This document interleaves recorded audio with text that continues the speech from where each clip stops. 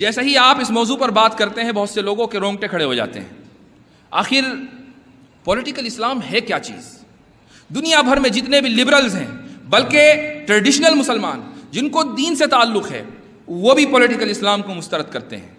وہ یہ کہتے ہیں کہ آج کی تاریخ میں اب پولیٹیکل اسلام کا کوئی وجود نہیں رہ گیا، اور قربان جائیے ہمارے کچھ برادران وطن پر کہ جنہوں نے قرآن کی کچھ آیتیں ڈھونڈ ڈھونڈ کر اسلام پر حملے کیے ہیں۔ انہوں نے ایک آیت ڈھونڈی اور ہر جگہ وہ اس آیت کو چسپا کر دیتے ہیں کہ جب اشہر حرم ختم ہو جائیں فاقتلوا المشرکین حیث وجدتموہم، تو مشرکین کو جہاں تم پاؤ وہاں قتل کر دو۔ وہ یہ کہتے ہیں کہ قرآن میں اس کا حکم ہے، اس لیے پولیٹیکل اسلام کو مسترد کیا جانا ضروری ہے۔ لیکن بہت افسوس کے ساتھ کہنا پڑتا ہے کہ ان لوگوں کے جو مفکرین اس طرح کی آیتیں تلاش کرتے ہیں، دراصل وہ آگے اور پیچھے بھول جاتے ہیں کہ کیا لکھا ہوا ہے۔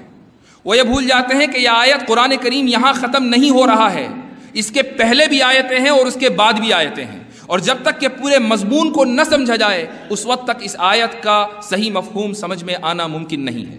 میں نے جیسے کہا کہ جب تک آپ سیاق و سواق اور کانٹیکسٹ میں ان احادیث اور آیتوں کو نہیں رکھیں گے، سمجھ میں نہیں آ سکتا کہ نبی کریم صلی اللہ علیہ وسلم کی مراد کیا ہے، اللہ سبحانہ و تعالیٰ کی مراد کیا ہے۔ اسی آیت سورہ توبہ کی آیت سے پہلے بلکہ بعد میں ایک آیت آئی ہے، اللہ سبحانہ و تعالیٰ فرماتے ہیں وَإِنْ أَحَدٌ مِّنَ الْمُشْرِكِينَ اسْتَجَارَكَ فَأَجِرْهُ حَتَّى يَسْمَعَ كَلَامَ اللَّهِ، کہ اگر مشرکین میں سے کوئی شخص اے مسلمان اے محمد صلی اللہ علیہ وسلم آپ سے امن طلب کرے تو آپ اس کو امن دے دیجئے۔ اس آیت کو اور پہلی والی آیت دونوں کو آمنے سامنے رکھیے۔ ایک اور آیت ہے وہ بھی میں آپ کو سناتا ہوں۔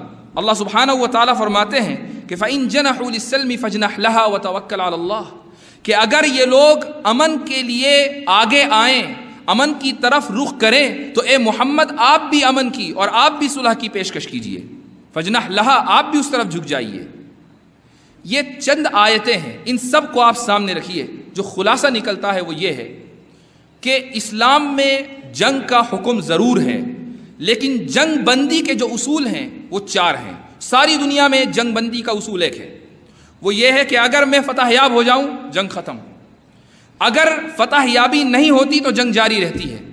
آپ میں سے سب لوگ جانتے ہیں کہ گزشتہ 20-30 سالوں کے اندر اس دنیا میں کتنی جنگیں مسلط ہوئی ہیں۔ جب تک کہ ان جنگ کرنے والے ممالک نے اپنے اغراض و مقاصد کو حاصل نہیں کر لیا، جنگیں جاری رہی ہیں۔ اسلام نے ایک نہیں بلکہ 4 اصول ذکر کیے ہیں جنگ بندی کے۔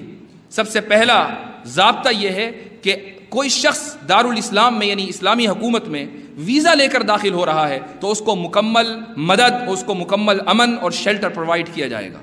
یہ بھی قرآن کریم کے اندر ہے۔ اسی طریقے سے دوسرا اصول یہ ہے کہ اگر مد مقابل فریق مخالف دشمن وہ مسلمانوں کے ساتھ صلح کرنا چاہتا ہے تو مسلمانوں کو اللہ نے حکم دیا ہے کہ تم بھی صلح کرو۔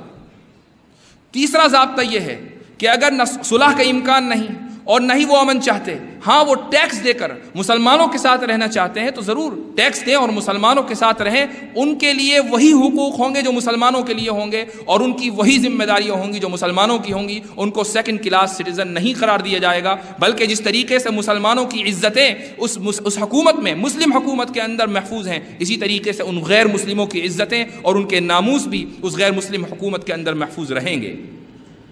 اور چوتھا اصول یہ ہے کہ وہ سارے کے سارے غیر مسلم لا الہ الا اللہ پڑھ لیں۔ اگر وہ لا الہ الا اللہ پڑھ لیں تو وہ ہمارے بھائی ہیں۔